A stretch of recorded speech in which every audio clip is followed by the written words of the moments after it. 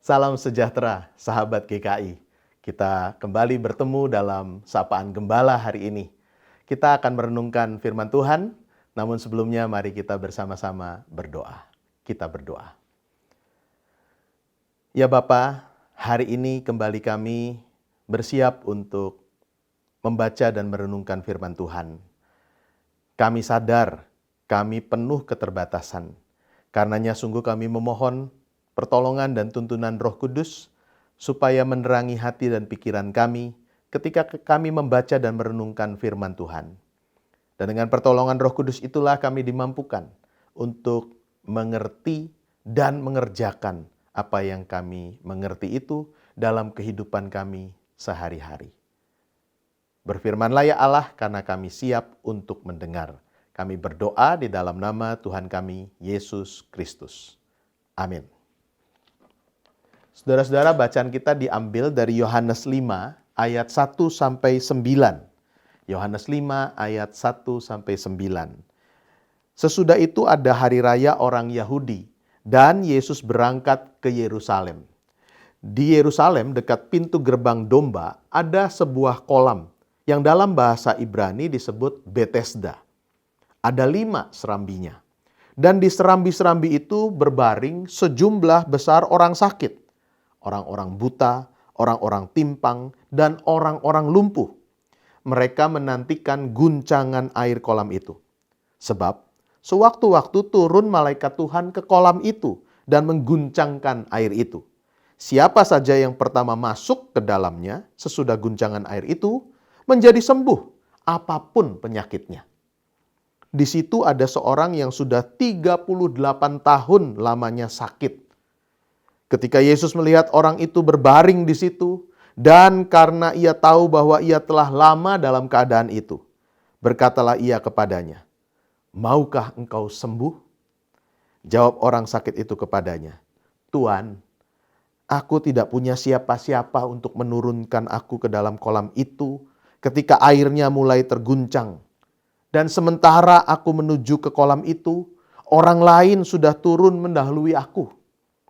Kata Yesus kepadanya, "Bangunlah, angkatlah tikarmu, dan berjalanlah." Pada saat itu juga, sembuhlah orang itu. Lalu ia mengangkat tikarnya dan berjalan. Hari itu, hari Sabat.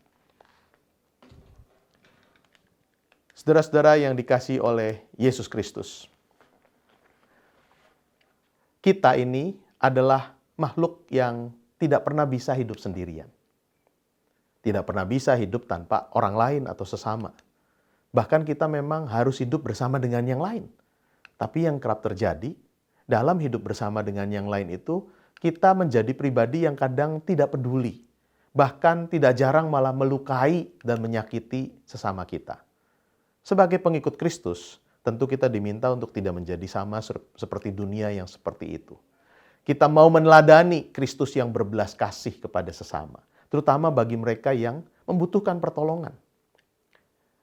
Kisah mujizat penyembuhan seorang yang sakit 38 tahun pada hari Sabat di kolam Betesda merupakan kisah yang cukup populer dan sering disampaikan di berbagai kegiatan, termasuk mungkin di sekolah minggu. Nah, apa yang bisa kita pelajari dari kisah ini? Kita akan belajar dari peristiwa di Betesda. Ada belas kasih Yesus di tengah tragedi yang ada. Dan itu mewujud belas kasih itu pada kepedulian yang nyata. Hal yang pertama yang kita belajar, ada tragedi sebenarnya di Betesda. Kok ada tragedi? Apa maksudnya? Betesda berarti sebenarnya House of Mercy atau House of Compassion. Rumah penuh kemurahan hati, rumah penuh belas kasihan. Di kolam Betesda itu ada banyak orang sakit yang memerlukan kemurahan dan belas kasihan Allah lewat mujizat kesembuhan dari guncangan air kolam itu. Mereka orang-orang yang karena sakit jadi tidak berdaya guna, tidak lagi mampu menjalani hidup dengan semestinya. Di Betesda, rumah penuh kemurahan dan belas kasihan itu, ada orang yang memang sembuh dan kembali hidupnya berdaya guna. Namun di Betesda juga ada sebuah kisah tragedi. Ada orang yang sudah 38 tahun menderita sakit. Mungkin lumpuh dan terbaring di atas tikar. Dia tidak pernah berhasil mencapai kolam karena selalu didahului oleh yang lain. Tragisnya, orang yang ada di sana, bahkan yang sama-sama sakit, tidak peduli pada sesamanya. Mereka hanya peduli pada saya harus duluan. Saya harus sembuh. Tragisnya lagi, ketika orang yang sakit 38 tahun itu disembuhkan dan dipulihkan oleh Yesus. Kalau kita melanjutkan kisahnya, para pemuka Yahudi malah marah dan tidak suka. Kenapa? Karena hal itu dilakukan di hari Sabat. Mengangkat tikar, menyembuhkan dianggap sebagai melanggar hari Sabat, di mana tidak boleh ada orang yang bekerja. Ironis bukan? Bahkan untuk membantu sesama, menyembuhkannya, itu dianggap salah. Tragis. Kadang tragedi seperti ini juga terjadi di dekat kita. Bethesda, House of Mercy, House of Compassion, bisa jadi tempat yang tragis, ternyata jauh dari belas kasihan dan kemurahan. Gereja yang semestinya jadi tempat yang aman dan penuh damai sejahtera, tidak sedikit malah jadi tempat yang meresahkan dan membuat orang tidak betah. Yang mestinya jadi tempat mencari pemulihan dari sakit dan kepedihan, justru menjadi tempat yang menorehkan luka lebih dalam. Rumah, tempat tinggal yang seharusnya menjadi tempat yang nyaman untuk pulang dan mendapatkan kehangatan, justru kerap muncul dari rumah tragedi kekerasan karena keegoisan dan keserakahan. Mari belajar dari tragedi di Bethesda. Jadikan gereja, jadikan rumah kita sebagai Bethesda, House of Mercy, House of Compassion, supaya semua orang di dalamnya mengalami kemurahan dan belas kasih Tuhan.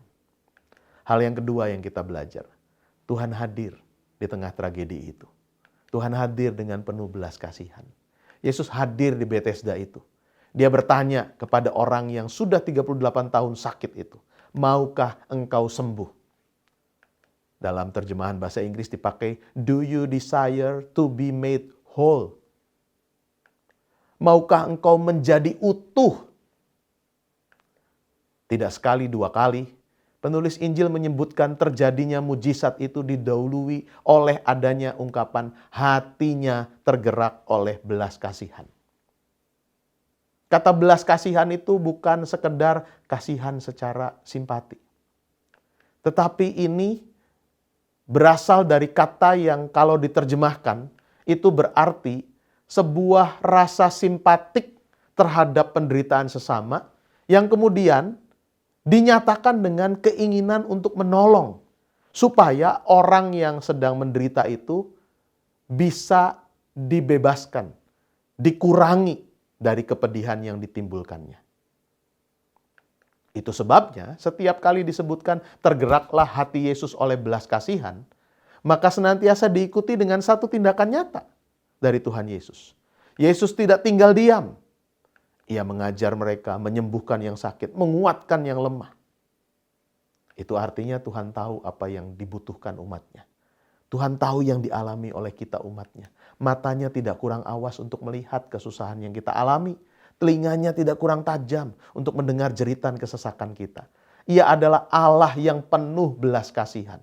Dan belas kasihnya membuat dia bekerja secara aktif untuk mendatangkan kebaikan bagi umatnya. Yang diminta dari saudara dan saya adalah kesabaran, ketabahan, ketegaran untuk menanti waktu Tuhan dipenuhi.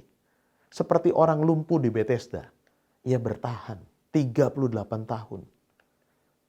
Kalau tidak bertahan selama itu, mungkin di 20 tahun dia sudah menyerah, dia tidak ada di kolam itu, dia tidak ketemu dengan Tuhan Yesus. 38 tahun dia sabar, menanti, sampai waktunya Tuhan tiba. Berjumpa, menjumpai dia, menyembuhkan dan memulihkannya. Hal yang ketiga yang kita belajar. Belas kasihan memang mewujud dalam kepedulian. Bagian itu ulang ya, gitu ya. Yang ketiga, belas kasihan itu mewujud dalam kepedulian. Belas kasihan yang terjadi di Bethesda, di rumah penuh kemurahan dan belas kasihan itu, memuncak pada karya penyembuhan dan pemulihan yang dilakukan Yesus. Ia katakan, bangunlah, Angkatlah tikarmu dan berjalanlah. Sakit selama 38 tahun itu telah membuat orang tersebut tidak berdaya, jatuh dalam kehancuran, dan tidak bisa melanjutkan kehidupan. Mungkin dia dulunya adalah seorang suami yang pekerja keras, berusaha memenuhi kebutuhan istrinya. Mungkin dulu dia adalah seorang ayah yang begitu mengasihi anak-anaknya, membanting tulang, bekerja keras untuk memenuhi kebutuhan anak-anaknya. Tapi karena sakit, dia habis, tidak berdaya, jatuh dalam kehancuran, dan tidak bisa melanjutkan apa yang pernah dilakukannya. Karenanya pemulihan Yesus bukan hanya soal fisik yang membuatnya bisa berdiri lagi atau berjalan, tapi juga memulihkan harkat kemanusiaannya. Maka tadi, maukah engkau utuh kembali? Itu pertanyaan Yesus. Bangkit dari kejatuhan, punya daya untuk mengangkat beban dan melanjutkan perjalanan kehidupan.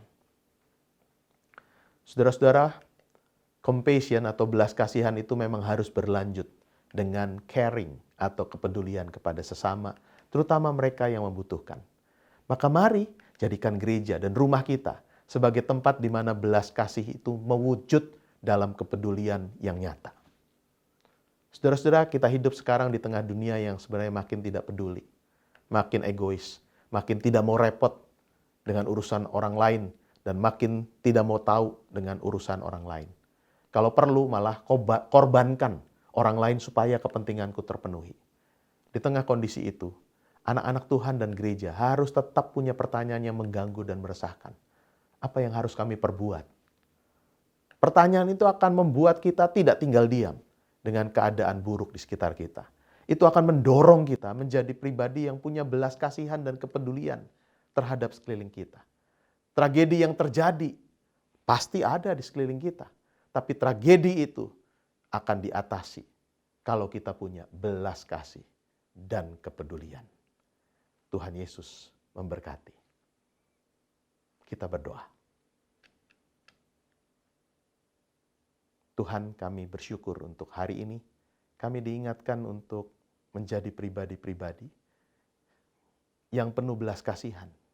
Dan karena itu perasaan simpatik kami melihat penderitaan orang lain berlanjut dengan upaya keras mewujudkan pertolongan nyata untuk meringankan beban orang yang membutuhkan. Terima kasih kami diingatkan lewat firman Tuhan hari ini. Ajar kami untuk memberlakukannya dalam hidup kami sehari-hari, supaya kehadiran kami menghadirkan belas kasih Tuhan dan menghadirkan kepedulian nyata buat sekeliling kami. Di dalam nama Tuhan kami Yesus Kristus, kami naikkan doa kami. Amin.